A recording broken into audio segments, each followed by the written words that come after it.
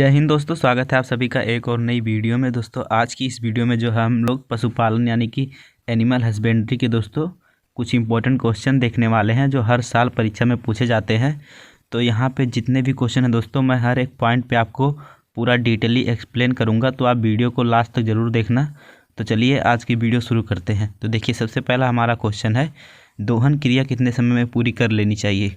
तो दोहन क्रिया जो है दोस्तों वो 7 मिनट में पूरी कर लेनी चाहिए। ठीक है, अब 7 मिनट में क्यों?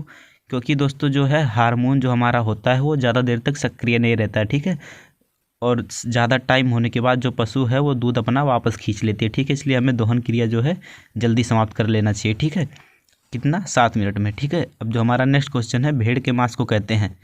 तो दोस्तों आप सभी को पता होगा कि भेड़ के मांस को क्या कहते हैं? मटन कहते हैं। ठीक है, भेड़ के मांस को मटन कहते हैं। और बीफ हम लोग किसके मांस को कहते हैं? गाय के मांस को। ठीक है, बीफ किसके मांस को कहते हैं? गाय को।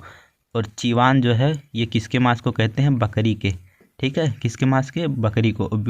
बूफेन जो है दोस्तों, आपको नाम से पता चल रहा है, बूफेन यानी कि बफेलो यानी कि भैंस। ठीक है, अब जो हमारा नेक्स्ट क्वेश्चन है दोस्तों, गाय की जेर आवर ब्याने के बाद कितने समय में गिर जानी चाहिए। दोस्तों जब क्या है, मादा जो पशु होते हैं दोस्तों, वो जब बच्चे देते हैं तो उनके जो योनि होती है दोस्तों, उससे चिपचिपा पदार्थ निकलता है जिसे हम लोग क्या कहते हैं? म्यूकस कहते हैं। ठीक है, तो वो म्यूकस जो है कितने देर में गिर जाना चाहिए? तो वो है 4 से 6 घंटे में। ठीक है, कितने घंटे में? 4 से 6 घंटे में। अब देखिए, निम्नलिखित में से कौन सा मूत्रवर्धक है। तो दोस्तों मूत्रवर्धक जो है कलमी सोरा है। ठीक है, कलमी सोरा, इसको दोस्तों हम लोग क्या कहते हैं? KMNO3। ठीक है, कन्फ्यूज नहीं होना क्योंकि कभी कभी ये दे देता है। अब इसको क्या कहेंगे? Potassium nitrate. ठीक है, पोटेशियम नाइट्रेट। तो आपको इनमें कन्फ्यूज नहीं होना है, चाहे पोटेशियम नाइट्रेट दे, चाहे KMNO3 लिखा रहे, चाहे कलमी सोरा लिखा रहे, सब एक ही हैं। ठीक है, अब जो हमारा नेक्स्ट क्वेश्चन है, मीठी दही में अम्लता प्रतिशत पाई जाती है, यानी कि जो मीठी दही होती है उसमें अम्ल कितने प्रतिशत पाया जाता है। तो जो मीठी दही होती है उसमें अम्ल कितना प्रतिशत पाया जाता है? 0.7%। कितना? 0.7%। देखिए, जो हमारा नेक्स्ट क्वेश्चन है, गौवंश में खुरपका मुंहपका बीमारी होने का कारक लिखिए। तो दोस्तों गायों में क्या होता है, उनके जो मुंह होते हैं उसमें ऐसे छाले पड़ जाते हैं छोटे छोटे। ठीक है, और वो दोस्तों क्या होते हैं? फूटकर घाव बन जाते हैं। और पैरों में भी जो उनके खुर होते हैं दोस्तों, उसमें क्या पड़ जाते हैं? ऐसे छाले पड़ जाते हैं। ठीक है, जिसके कारण पशु को बहुत ही दर्द होता है और वह चल नहीं पाता है। ठीक है, तो वह जो खुर पका, यानी कि देखिए नाम से पता चल रहा है कि खुर पक जाता है और मुंह पक जाता है, अर्थात उस पर क्या निकल जाते हैं? फफोले निकल जाते हैं। ठीक है, तो वो किसके कारण होता है? वो विषाणु के कारण होता है। ठीक है, और जीवाणुओं के कारण एक जो हमारा प्रमुख रोग है वो क्या है? थनैला। ठीक है, ये कौन सा रोग है? थनैला। ये जीवाणु के कारण होता है पशुओं में। अब इस थनैला रोग में क्या होता है दोस्तों, जो पशुओं के थन होते हैं उसमें गांठें पड़ जाती है। ठीक है, वो एकदम से टाइट हो जाता है और दुग्ध दुहते समय दूध का थक्का निकलता है और कभी कभी रक्त भी निकल आता है थन से। ठीक है, तो ये हमारा किसके कारण होता है? जीवाणु के कारण। कौन सा रोग है? थनैला रोग है। अब जो हमारा नेक्स्ट क्वेश्चन है, हरियाणा गाय में गर्भकाल होता है।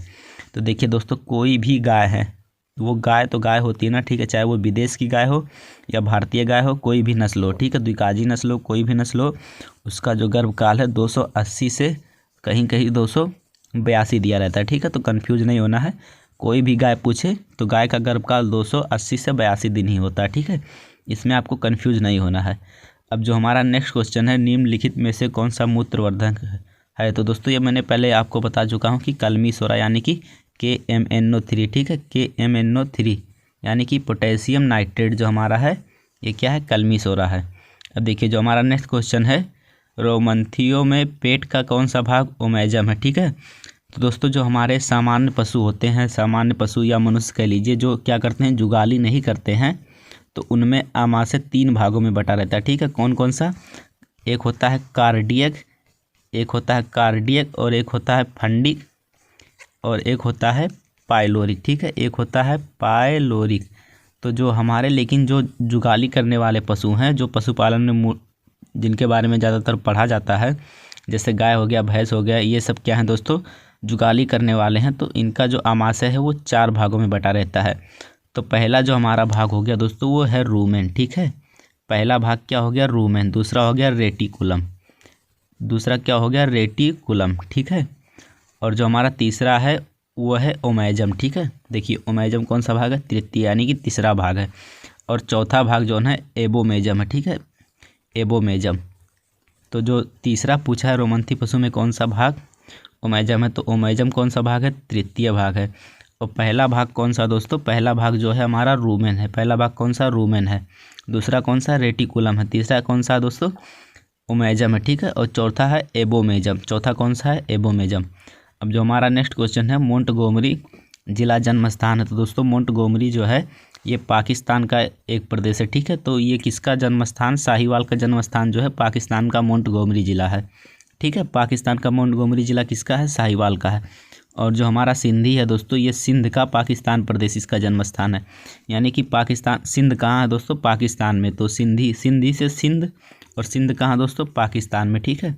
और जो हमारा हरियाणा है दोस्तों, ये नाम से पता चल रहा होगा कि हरियाणा की है, ठीक है। हरियाणा ये क्या है, द्विकाजी नस्ल है, यानी कि बोझा ढोने के भी काम आती है और दूध उत्पादन में भी सही है, ठीक है। तो हरियाणा इसका जो है प्रमुख स्थान है, ठीक है। अब हरियाणा में दोस्तों कौन कौन से स्थान है, रोहतक है पहला, और एक है गुड़गांव है, और हिसार जिला है, ठीक है। ये सभी जो है फेमस जगह है जहाँ पे ये पाली जाती है, ठीक है।